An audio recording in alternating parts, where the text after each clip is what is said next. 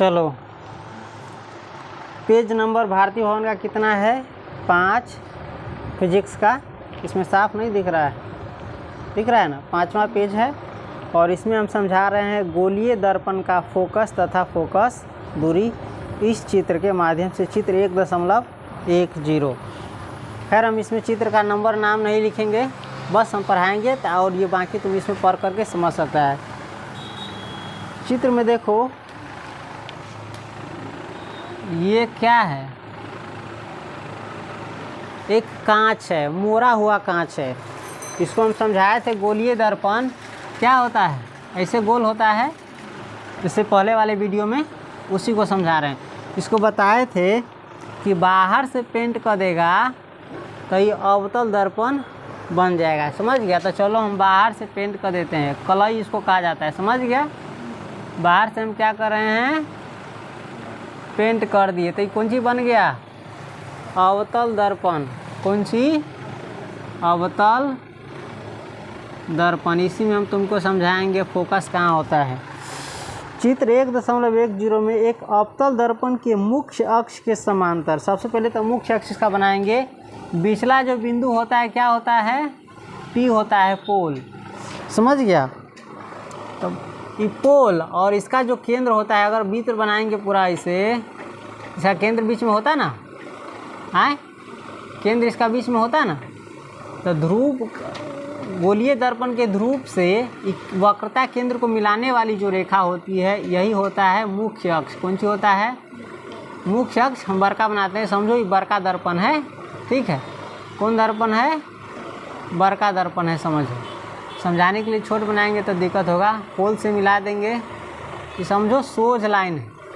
समझ गया? तो गोलीय दर्पण के ध्रुव को किससे दिखाया जाता था? पी से, और वक्रता केंद्र को सी से। तो ध्रुव से वक्रता केंद्र को मिलाने वाली जो सरल रेखा होती है उसे क्या कहते हैं? मुख्य अक्ष। तो वही कह रहा है अवतल दर्पण के मुख्य अक्ष के समांतर। पिक्चर बढ़िया से नहीं दिख रहा है? अब दिख रहा है? चलो, मुख्य अक्ष के समांतर आपतित किरणों को दिखाया गया है। चित्र में दिख सकता है मुख्य अक्ष के समांतर। ये मुख्य अक्ष के समांतर यानी जैसे लाइन गया है ना वैसा ही इसमें भी लाइन जाएगा, मुख्य अक्ष। समझ गया? मुख्य अक्ष के समांतर आपतित किरणों को दिखाएगा। यहाँ से किरण जा रहा है, गोलीय दर्पण पर पड़ रहा है। समझ गया? आपतित किरणों को दिखाया गया है। जिस प्रकार परावर्तन के नियम समतल दर्पण के लिए लागू होता है उसी प्रकार वे गोलीय दर्पण के लिए भी लागू होता है। समतल दर्पण में प्रकाश के परावर्तन का नियम पढ़ाए थे ना, जैसे समतल दर्पण था ऐसे प्रकाश पड़ता था तो ऐसे चला जाता था, बीच में अभिलंब होता था। जितना कोण यहाँ बनता था उतने कोण आपतन कोण परावर्तन कोण के बराबर होता था। ये सब जो पढ़ाए थे समांतर समतल दर्पण के लिए जो नियम, वही नियम किसके लिए लागू होता है? गोलीय दर्पण के लिए भी, यानी गोलीय दर्पण में भी वैसा ही परावर्तन होता है। तो समझ गया? चूँकि वक्रता केंद्र सी उस गोले का केंद्र है जिसका यह एक भाग दर्पण है। वक्रता केंद्र उस गोले का भाग है जिस गोले से ये कट करके बना हुआ है। इस संसा कैसा होता दर्पण? ऐसा होता ना, है? उसी में से इतना काट करके तुमको समझाने के लिए शेष भाग तुमको क्या किया गया है? हटा दिया गया है। वास्तव में पूरा संसा गोल दर्पण है, लेकिन एक काट के थोड़ा ज़रूरत के मुताबिक दिखाया गया है। समझ गया? चूँकि वक्रता केंद्र सी उस गोले का केंद्र है जिसका एक भाग यह दर्पण है, अतः सी से, कौन सी? सी से दर्पण जो है ना, ये गोलीय दर्पण, इसके किसी भी बिंदु को मिलाने वाली जो रेखा होती है, इस सी से किसी बिंदु पर मिलाएगा ना तो ये क्या होगा? उस दर्पण पर, उस बिंदु पर अभिलंब होगा। यहाँ से तुम किसी भी रेखा को मिलाओगे, इस किसी भी बिंदु पर मिलाओगे यहाँ से, तो क्या बन जाएगा? अभिलंब बन जाएगा। सोच नहीं बन पा रहा है जल्दबाजी में कि हमको थोड़ा हाथ, ये क्या बन जाएगा? अभिलंब। सी से यदि दर्पण के किसी भी बिंदु को मिलाओगे तो क्या बन जाएगा? अभिलंब। याद रहेगा? हैं?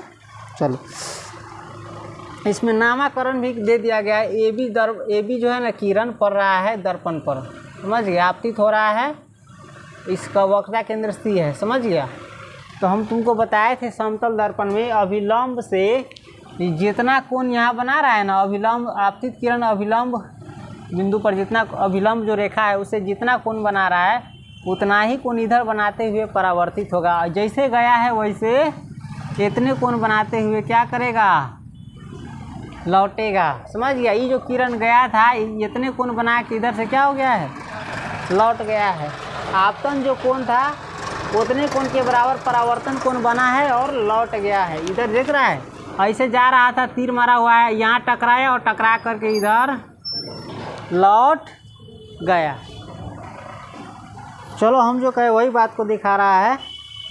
आपतित किरण ए बी, ये आपतित किरण है ए बी तथा इस अभिलंब सी बी के बीच, सी बी जो अभिलंब बनेगा, सी बी रेखा अभिलंब बनेगा, उसके बीच जो कोण बनाता है आई, आपतन कोण, इतना ही कोण बनाते हुए आर कोण सी बी, इसका नाम दे दिया गया है एफ।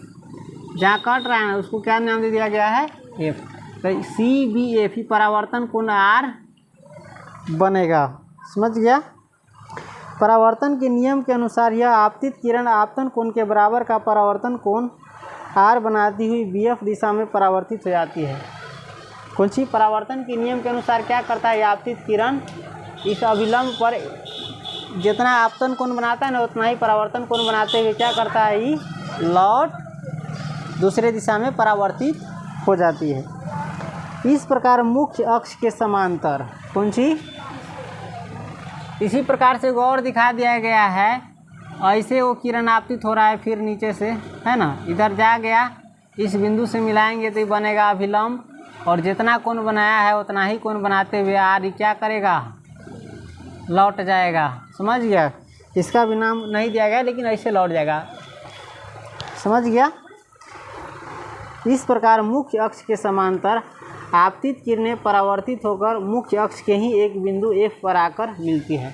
इस प्रकार मुख्य अक्ष के समांतर, ये मुख्य अक्ष है ना, इसके समांतर जो भी किरणें जाएगा वो आईना से टकरा करके अति दर्पण के किसी बिंदु से टकरा करके इसी माहे होकर के गुजरेगा। चाहे समांतर कहीं से भी जाएगा ना किरण, ऐसे भी जाएगा तो ये टकरा करके यही माहे लौटेगा।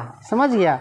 तो वही करा। अब अतः किताब में देख सकता है, अवतल किसी अवतल दर्पण का फोकस, कौन सी, किसी अवतल दर्पण का फोकस, सही से कलन होता है, किसी अवतल दर्पण का फोकस उसके मुख्य अक्ष पर वह बिंदु है जहां मुख्य अक्ष के समांतर आती किरणें दर्पण से परावर्तन के बाद मिलती है। समझने की कोशिश करना।